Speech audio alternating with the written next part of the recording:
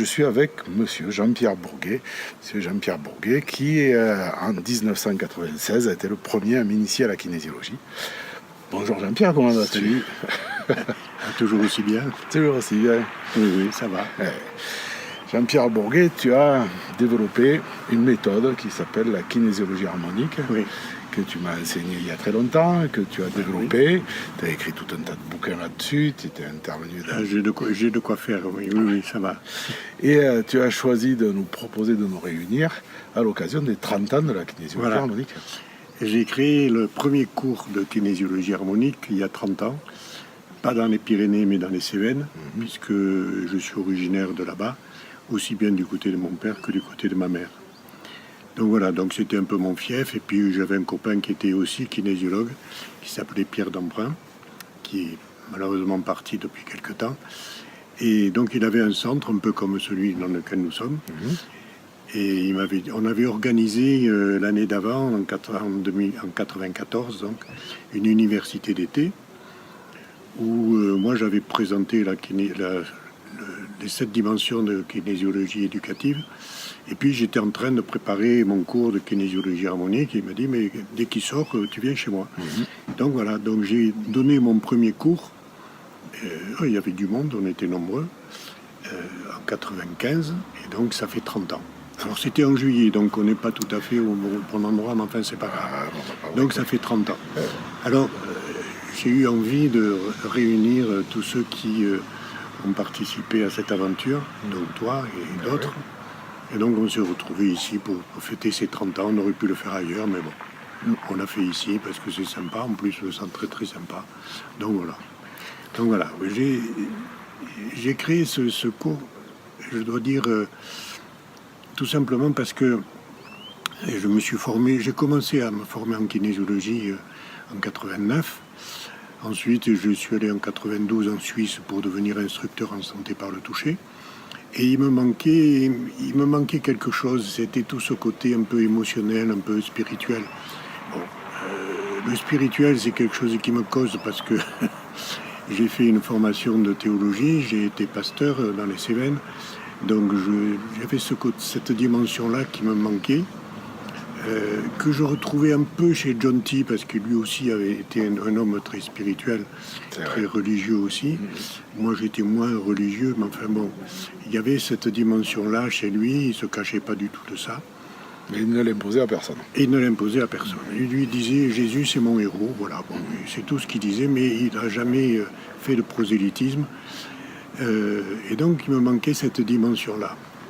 J'avais suivi ensuite les formations de professionnels de PKP avec Bruce Dew.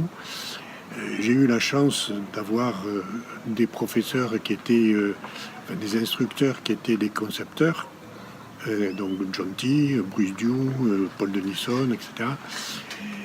Et puis j'ai eu la chance aussi d'avoir une présidente d'une association suisse de kinésiologie qui m'a incité à faire quelque chose d'original. Donc j'ai créé ce cours de kinésiologie harmonique, ce que j'ai appelé kinésiologie harmonique. Après ça, j'ai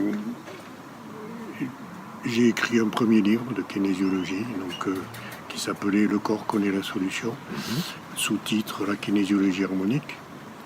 Et qui trouve encore qui se trouve plus. Donc il a été épuisé, et puis le Souffle d'Or a perdu le manuscrit, donc il n'a pas pu le mettre en e-book. Donc voilà, mais c'est un livre qui s'est vendu quand même exceptionnellement à 13 000 exemplaires, ce qui est quand même assez exceptionnel pour un livre technique. Bien sûr. Mais parce qu'il correspondait à quelque chose et que les gens ont été intéressés, ça m'a ouvert beaucoup de portes, notamment d'écoles, de gens qui sont venus en consultation, qui sont venus se former parce qu'ils avaient lu le livre, et puis etc. Des écoles qui m'ont ouvert. Alors finalement après, j'en ai écrit un deuxième livre qui s'appelle toujours, puisqu'on peut l'avoir en e-book auprès du Souffle d'Or, qui s'appelle Délier vos troubles émotionnels par la kinésiologie harmonique. Entre-temps, j'ai aussi fait la préface d'un livre d'un copain qui s'appelle Alfred Manuel. Donc voilà, ce qui fait que ça m'a amusé. Et puis voilà. Puis après, j'ai fait un deuxième niveau pour la kinésiologie harmonique en 2002. Après, en 2008, j'ai fait un troisième niveau. C'est là que j'ai sorti le deuxième livre. Et quand j'ai sorti le deuxième livre de kinésiologie harmonique, le Souffle d'Or m'avait enlevé une trentaine de pages parce qu'il a trouvé que c'était trop poétique. Il m'a dit, mais ça, c'est du Giono. Et Giono, c'était un romancier provençal. Moi, je l'aurais pris pour un compliment. Hein. Je l'ai pris pour un compliment et une incitation à finir le roman que j'étais en train d'écrire, qui s'appelle Un regard par-dessus l'épaule. C'est toute une métaphore, bien sûr. C'est en faire regarder derrière soi un peu ce que nos ancêtres nous ont légué et dont on a à comprendre le sens. J'ai coutume de dire qu'on n'est pas venu pour payer les dettes de nos ancêtres. On a du mal à payer nos charges, on a du mal à payer nos crédits, et on ne va pas encore payer les dettes des ancêtres. Mais on a à en comprendre le sens.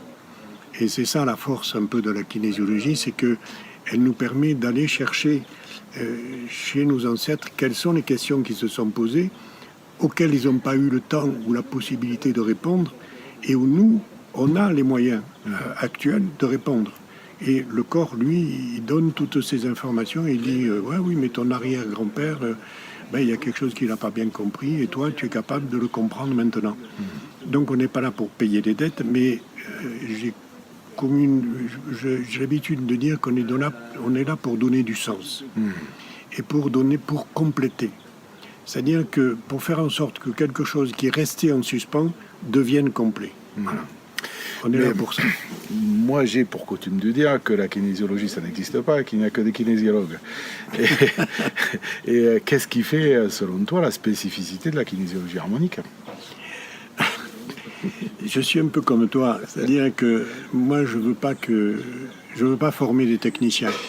Il y a des écoles qui forment des techniciens avec des unités de compétences. Bon, c'est très bien. Bon, c'est très bien, mais c'est nul, à mon sens. Voilà.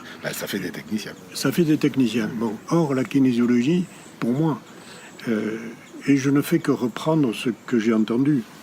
Daniel Whiteside, qui était un des concepteurs du Trinoid Concept, avait coutume de dire le test musculaire, c'est un art. Et tout le monde sait que les artistes, ils passent leur vie à perfectionner leur art, et que c'est après qu'on s'aperçoit que finalement, c'était pas si mal que ça. Donc moi, ça fait 30 ans que je fais de la kinésiologie harmonique. Je continue à perfectionner un certain nombre de choses et à découvrir un certain nombre de choses. Et pour ça, j'ai mis en place un collège qui s'appelle le Collège international de formation à la kinésiologie harmonique.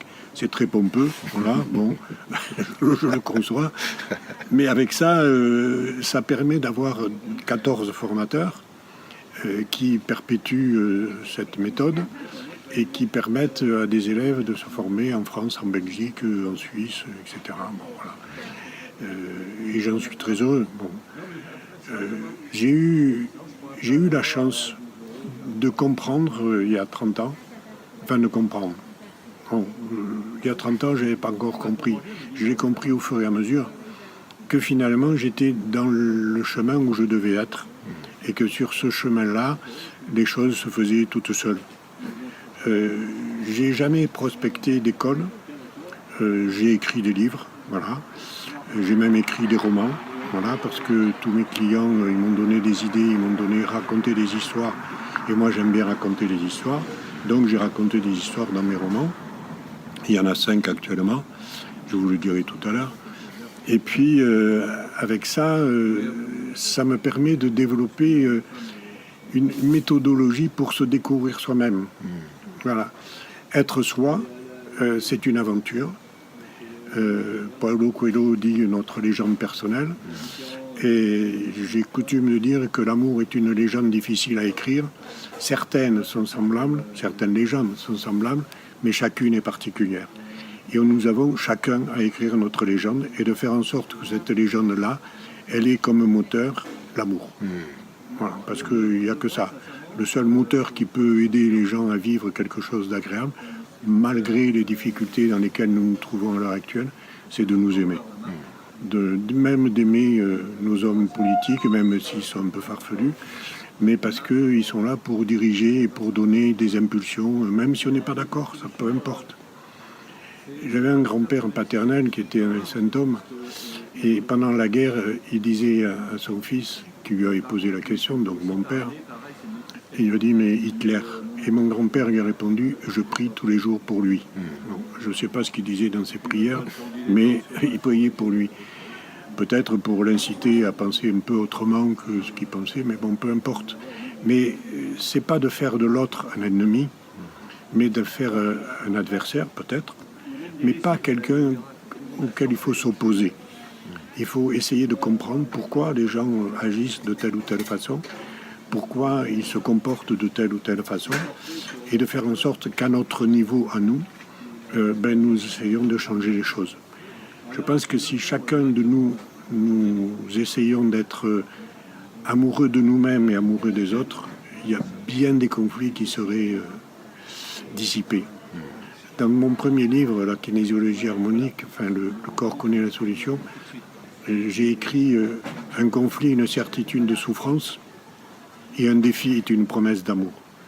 Et je crois que nous devons faire de nos conflits, d'en faire des défis. Et là, les choses deviennent différentes. Et des expériences, et des apprentissages, et des opportunités d'évolution. Ouais. Exactement. Mais bien sûr, moi, tu seras probablement d'accord avec moi, la formation en kinésiologie, c'est d'abord un chemin de connaissance de soi. Oh, tout à fait, tout à fait. Pour ensuite accompagner l'autre dans la connaissance de lui-même. Et voilà, depuis tout ce temps, tu as dû former beaucoup de monde déjà. J'ai perdu le compte. J'ai donné des consultations pendant 19 ans. Et puis, l'âge de la retraite étant arrivé, j'avais mes 65 ans. Donc, j'ai fait valoir mes droits à la retraite. J'ai fermé mon cabinet, mais j'ai continué à faire des formations. Et j'en donne encore. Bon, pas beaucoup, mais je me suis un peu limité puisque j'ai tous ces formateurs du collège qui donnent les cours à ma place. Donc moi, j'en ai gardé quelques-uns, tout ça pour me faire plaisir parce que ça m'amuse. Je sais que, parce que je tenais un registre, je sais que j'ai eu à peu près 3700 clients, ce qui fait à peu près, si on compte 3 séances par client, c'est à peu près ce qu'il y a en kinésiologie. J'ai dû faire à peu près 1100 consultations dans ma carrière, plus toutes les formations que j'ai données. Bon, à une époque, j'avais vraiment... je passais la moitié de mon temps en formation et la moitié de mon temps en consultation. Voilà. Et aujourd'hui, avec tout ce recul, qu'est-ce que tu souhaiterais à la kinésiologie harmonique d'une part et à la kinésiologie de façon plus générale? Alors, la kinésiologie harmonique, j'ai réglé la solution puisque j'ai monté ce collège, dont je suis co-président avec Maria Ganivet et Sonia Lobreo. Nous sommes 14 conseils d'administration, 14 formateurs. Je me suis calqué sur ce qu'avait fait John T avec le collège international de l'IKC. Donc voilà, j'ai copié. Moi, j'ai pas inventé, j'ai copié, c'est tout. Mais on est tous des copistes, donc voilà, c'est très bien. C'est vrai. Et puis on peut avoir aussi une forme d'originalité. Pour moi, si vous voulez, mais ça, bon, c'est mes petits restes de théologie. Et je dis, nous sommes tous des copistes. Et il y a un créateur, un point, c'est tout. Après, on a copié. De génération en génération, on copie un certain nombre de choses, on les améliore, on les transforme. Donc moi, j'ai copié ceux qui m'ont formé en kinésiologie. J'ai utilisé, avec leur permission, ce qu'ils avaient mis au point. J'ai mis au point d'autres choses. Je pense que l'avenir de la kinésiologie, c'est un peu à chaque kinésiologue à faire en sorte de développer ses propres outils. À mes élèves, je leur dis toujours la même chose. Je me répète, ça fait 30 ans que je me répète, mais un artisan, quand il a passé son CAP, son BEP peut-être, bon, s'il est un peu bon à l'école, après il va se former, il fait son tour de France, il va d'artisan en artisan, et quand il rentre chez lui et qu'il commence à monter son cabinet, et bien à ce moment-là, et ben, il se forge ses propres outils. Bon, il construit son établi, il forge ses outils, il installe son atelier, et puis voilà. Et il y a des choses qu'il oublie, des choses qu'il n'utilise pas. Et puis, il trouve des astuces, il perfectionne, il dit, tiens, ça je pourrais le faire. Moi, j'ai fait un peu de menuiserie, alors, quand dans ma période hippie, parce que j'étais un peu hippie, voilà. Donc, oui, j'ai fait beaucoup de choses avant de faire de la kinésiologie. Donc, j'avais trouvé des trucs, des astuces, voilà, j'allais voir le menuisier du coin et puis il me donnait des astuces. Je fabriquais des métiers à tisser, voilà, bon. Et puis après, je suis parti, parce que bon, ma vie a tourné un peu en queue de boudin, donc je suis parti, j'ai fait autre chose. Donc je ne regrette rien de ce que j'ai vécu, même si j'ai vécu des galères, même si j'ai eu des problèmes, des difficultés. Mais tout ça, ça forge l'histoire. Ce que j'ai vécu quand je faisais le hippie en Lozère, ça alimente mes romans, je raconte des histoires que j'ai entendues là-haut, et puis voilà. Donc c'est sympathique. Voilà. Donc ce que je voudrais pour la kinésiologie, c'est que chacun développe son outil.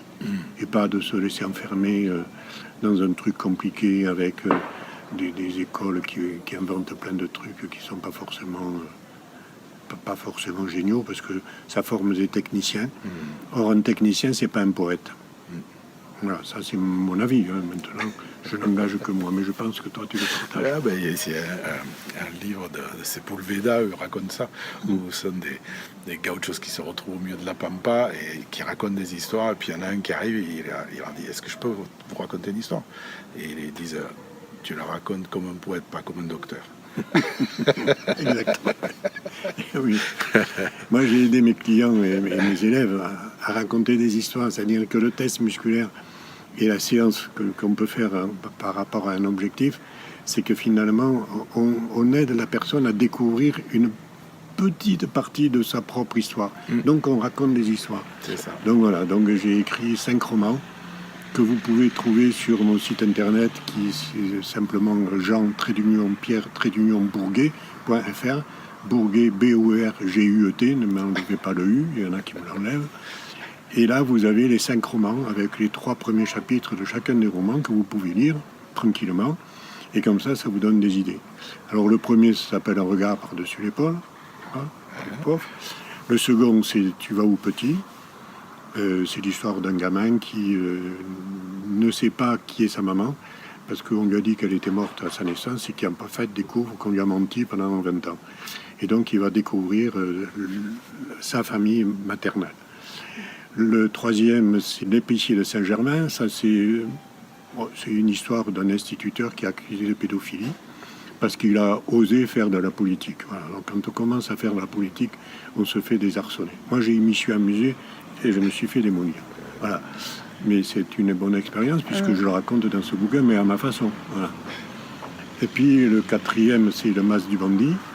Parce que quand j'étais en paroisse, j'ai eu un paroissien qui était un déserteur de la guerre de 14. Parce que tu as été pasteur malgré tout. Et j'ai été pasteur, oui, pas longtemps, mais je l'ai été. Voilà. Et puis, je ne suis pas fait pour ce qui est institutionnel. Donc, j'ai compris très vite que je n'étais pas fait pour ça. Donc, je me suis tourné vers autre chose.